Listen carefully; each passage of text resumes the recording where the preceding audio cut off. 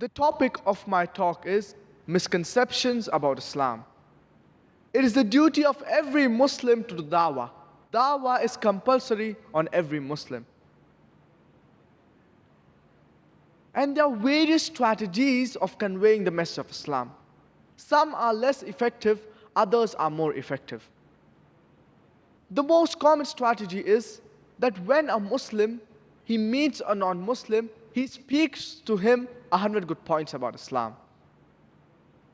Even if the non-Muslim, he agrees with all the 100 good points that have been spoken, yet at the back of his mind, he will have a few negative points. He may think that, yeah, I agree with what you have spoken, but you are the same Muslim who's a terrorist. You are the same Muslim who's a fundamentalist. You are the people who marry more than one woman. These few negative points at the back of his mind will prevent him from accepting the beauty of Islam. That's the reason when I meet a non-Muslim, what I prefer, I ask him up front, what does he feel is wrong with Islam? With the limited knowledge, whether right or wrong, what does he feel is wrong with Islam? And I make him comfortable, that he can criticize Islam, he can attack Islam. And after he's made comfortable, he poses 3 or 4 questions. And these questions, they invariably fall in the 20 most common questions. There are a set of 20 most common questions asked by non-Muslims regarding Islam. So these 3 or 4 questions, they invariably fall in the 20 most common questions. So these 20 most common questions, they are the same wherever you go. Whether you go to UK, USA, Canada, Malaysia, Pakistan, these 20 most common questions, they are the same. And today, in the international media, there is virulent propaganda about Islam in the international media. Whether it be the news channel, whether it be the radio broadcast stations, whether it be the newspaper, there is virulent propaganda about Islam in the international media. And depending upon how the media, it portrays Islam, these misconceptions, they arise in the minds of the non-Muslims. So every Muslim, he should be aware of these 20 most common questions with reason, logic, and science, with references from the glorious Quran, authentic hadith, and the major world religious scriptures. So if every Muslim is aware of these 20 most common questions, even if he cannot convert the non-Muslim, at least he can neutralize the animosities that is there in the minds of these non-Muslims. And these 20 most common questions, they are available on the website www.irf.net.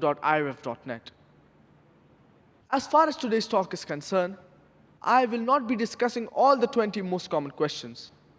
I will only discuss the last 7 among the 20 most common questions. But I will discuss the first 13 questions without giving the reply. The first misconception is regarding the word jihad. The second misconception is that Muslims are fundamentalists. The third misconception is that Muslims are terrorists. The fourth misconception is that Islam was spread by the sword. The fifth most common question is that why does Islam permit a man to have more than one wife? Why is polygyny or polygamy permitted in Islam? Sixth most common question is that if Islam allows a Muslim man to have more than one wife, then why can't a woman have more than one husband?